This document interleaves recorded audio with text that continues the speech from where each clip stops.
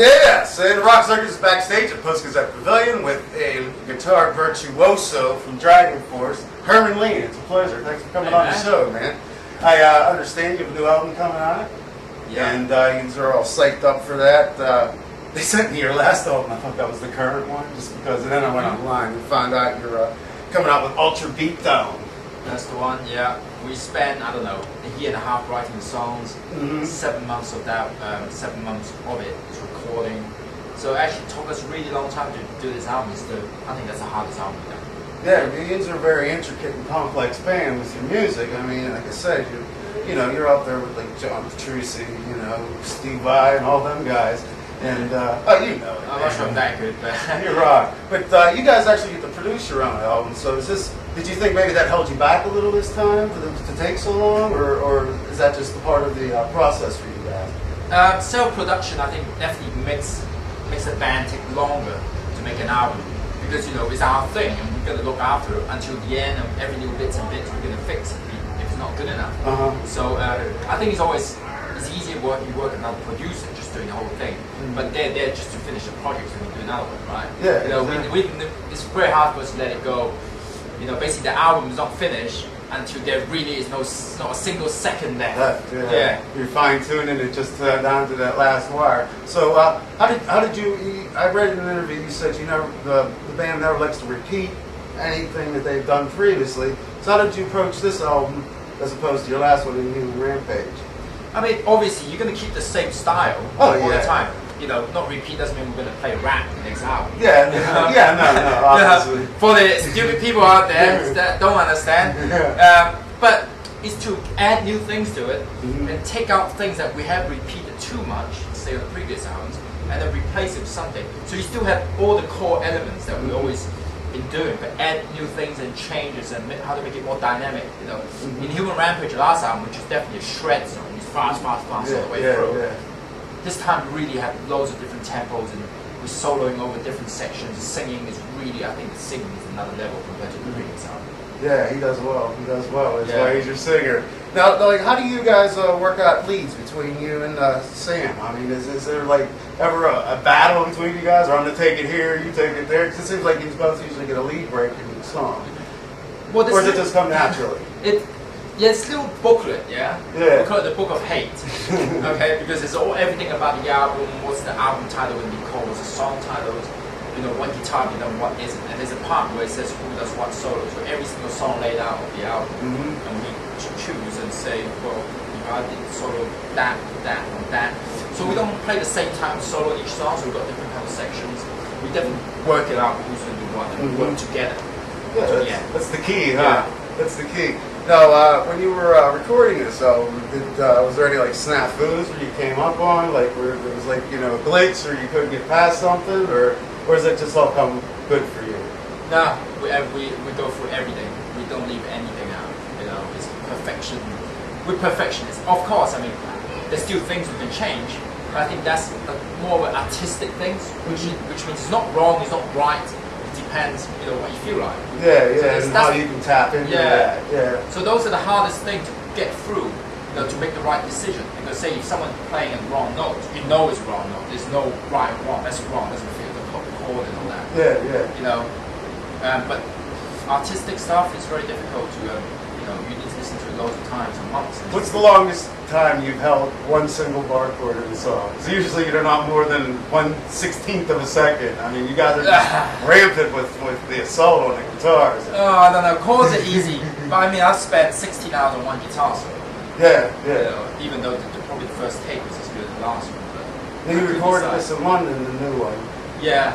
So, I mean, we do all the guitars in my studio. So we don't have a clock that runs, that says you're just finished. Pay more money. They don't bust your balls about that. Yeah, we just sometimes live in a cave. That's it. We wake up, we play guitar, we go to sleep, and we do that for 6-7 months. So how would you compare the metal scene with the rest of the world? Because you guys are a world phenomenon. I mean, I looked at your tour itinerary for the next year and a half. You're booked. You guys are booked, man. You're touring behind us for a while. How do the fans tend to differ from the U.S. fans? It seems like metal's big in the U.S., but just not as big as it is in Europe and Japan and other parts of the world. where they have these huge metal festivals. You know what I mean? They go on for days. Do you feel that there's more energy from the other fans on the other side of the continent? I mean, obviously, the country is so much bigger in the US, and people are spread out much more. In Europe, we're much kind of closer. The whole countries are smaller, so we do so that you can go to another country for another festival. You can deal well yeah. with your own kind. I guess the culture is so different between them, the countries in Europe, and they're close to each other. So when you do when you go to European festivals, you've got really all type of people across from different countries. You've got different states, but you still kind of the same country and speak the same language. Yeah, exactly. You go to another country and speak kind of different things in those big festivals. So that's a big difference, I think. But in terms of fans, I mean, for us, for headlining shows, I think the fans in the US is crazy as the rest of the world. I wanted to ask you, it seemed kind of like maybe it was a political thing, but the new video for Heroes of Our Time, what was the basis and the meaning of that song for the band? We try to really not say too much about the lyrics. Oh, really? We try to leave it to the listener to interpret it. Even though some people interpret it as, we're nerds and we play Dungeons and Dragons only and nothing else. I'm a Lord of the Rings dork, so fuck you if you don't like that. But you got all kinds. So we try to leave it. Obviously it means something to us because we wrote the lyrics. It's very hard to write lyrics without a theme. How do you write something? Random words. You need a basis. Something that starts the backbone out. Yeah. And this album, compared to the other ones, previous one, definitely has more theme in it. But people just listen. Do you just record together as a band, or do you do each part separately, or do you track the drums and then the guitar, bass, and then the guitars? Or is that how you guys the recording process pretty much works for you guys, or do you do it live sometimes? That's pretty much, we do one instrument at a time, and sometimes we go back and redo them. I think we did rhythm guitar about 4 times. That's the one thing great about the digital age. You can just punch it out, and if the guy's not doing what he wants, he can stay. They stay later, and the rest of the band gets to go home. Yeah, but it's a listening thing. When you're playing and they're playing, no one is listening to each other. Everyone's got to concentrate on their playing. Of course, you're listening, but you have to really break down each instrument and work on it and make sure you make it the best possible and focus on it. So by playing live, I mean, it's a great thing, but it's a total different thing. And why don't you do a live album? So Is that something you guys are going to approach in the future? Maybe a live album or something, or hasn't it been talked about? They're going to come out eventually, live DVD and live album. Yeah. I prefer DVD because no one goes to a concert and look at a wall and not look at the band, right? Yeah, it's the media has changed where the DVDs are the most optimal way. Now I was reading you were in the Guitar Hero 3 game, and you were being interviewed by Brian Posey. You said you couldn't unlock your level. Have you gotten there yet, or? I've done it. Unlocked it. I spent quite a few hours on Guitar Hero 3 to unlock my own song, and then screw that up. And after I unlocked it, but I actually enjoy playing that game quite a bit. My sister plays it more actually.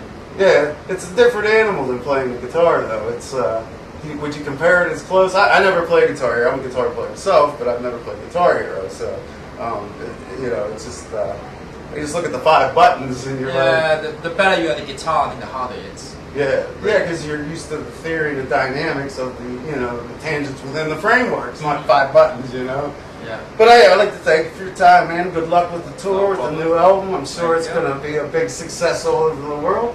And right now we're going to roll into the new video from Dragonforce, Heroes of Our Time, right here on the Rock Circus.